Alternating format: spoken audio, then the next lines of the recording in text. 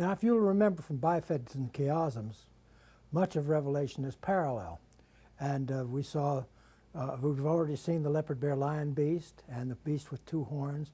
And the parallel B to that is the scarlet beast of Revelation 17. It's another beast. Now, the leopard bear lion beast tells us who. The scarlet beast tells us when. It's the same beast. Now, who is the scarlet beast? Well, you look at Revelation 12 and you'll read about the great red dragon. Isn't that a scarlet beast? Exactly.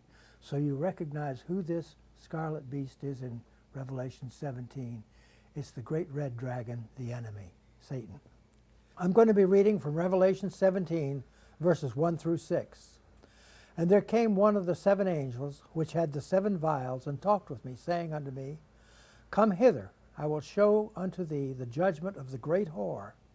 In the Old Testament, apostasy is always described as harlotry.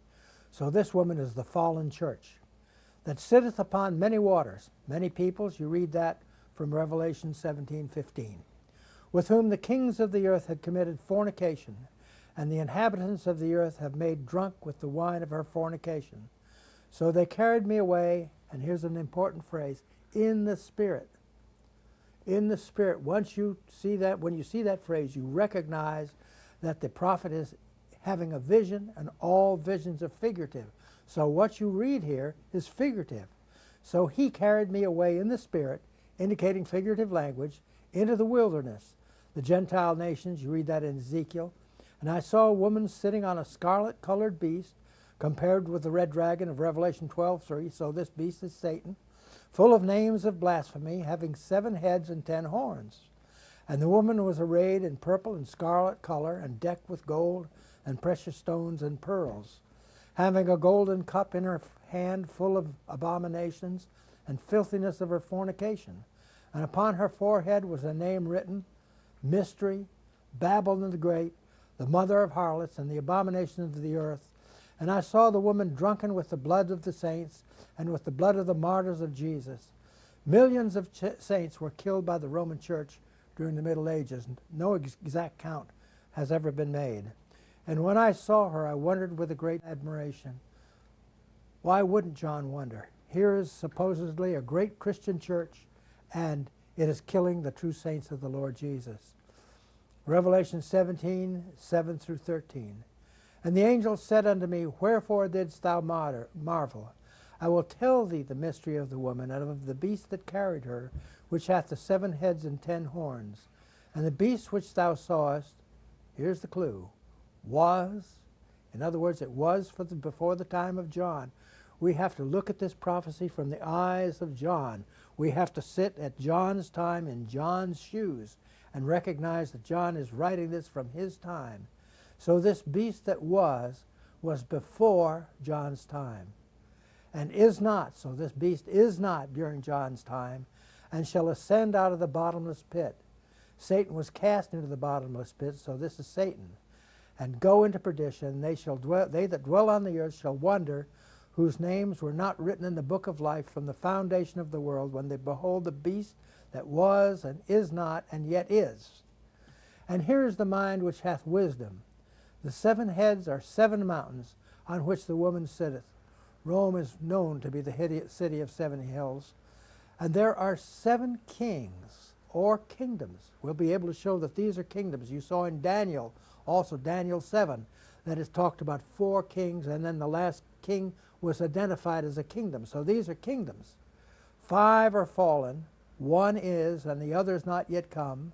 And when he cometh, he must continue a short space. And the beast that was, is not, and is not, even he is the 8th, and is of the 7, out of the 7, from the 7, and he goeth into perdition. And the 10 horns which thou sawest are 10 kings, or kingdoms, which have received no kingdom as yet, but receive power as kings 1 hour with the beast. Now, previously in Revelation 13, when you saw these 10 horns, you saw them with crowns. But these kings don't have any crowns, so they're not going to be kings of kingdoms of countries or areas in the ordinary sense. These have one mind, and shall give their power and strength unto the beast. To understand this prophecy, we must stand in the shoes of the prophet. This prophecy was given to John around 95 to 105 AD, so Rome was the kingdom that is. The five are fallen are the kingdoms that had dominion over the known world, and particularly the Holy Land, before John made this prophecy. Kingdom in 7 and 8 are after John. Here's the graph. The first kingdom, Egypt, that controlled the Holy Land. The second kingdom, Assyria. The third kingdom, Babylon. The fourth kingdom, Medo-Persia. The fifth kingdom, Greece.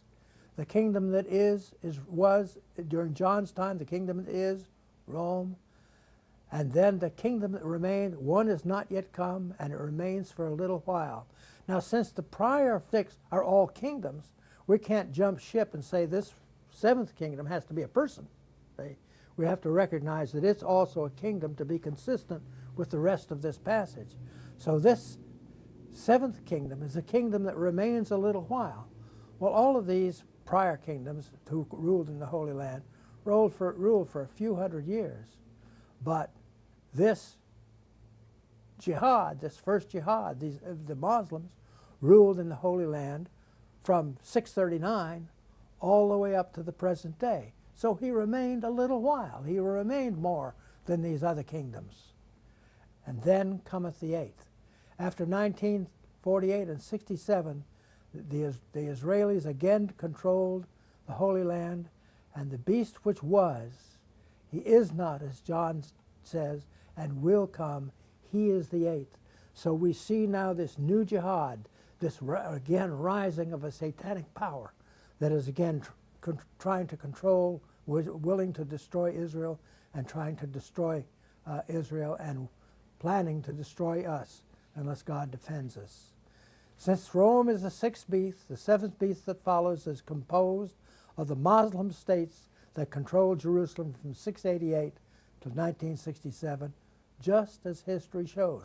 This isn't any great imagination. By the way, there's something that we need to mention. Revelation 13, somebody might say, I'm not sure that's the Muslims. These day years, I'm not really sure that every one of those fits exactly. This Scarlet Beast, I'm not really sure that's Satan. But what you're dealing with is an empirical argument.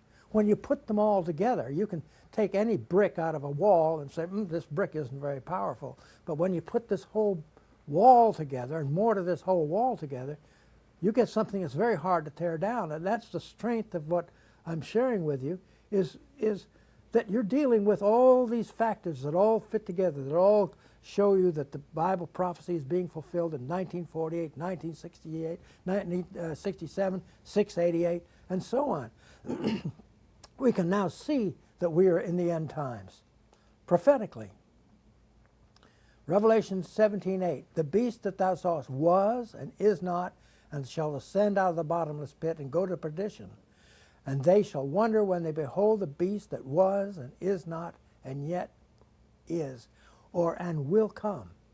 If you look at the New American Standard, what do you see?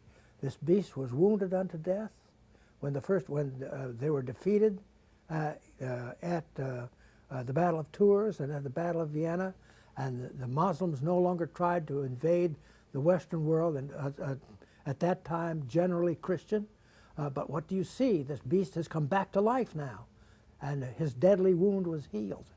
Revelation 17:10 and 11. There are 7 kings, 5 are fallen, 1 is, and the other's not yet come. And when he cometh, he must continue a short space, and that's a little time or a short season, 1,300 years. And the beast that was and is not, even he is the 8th, and is out of the 7, out of the Middle East, and goeth into perdition.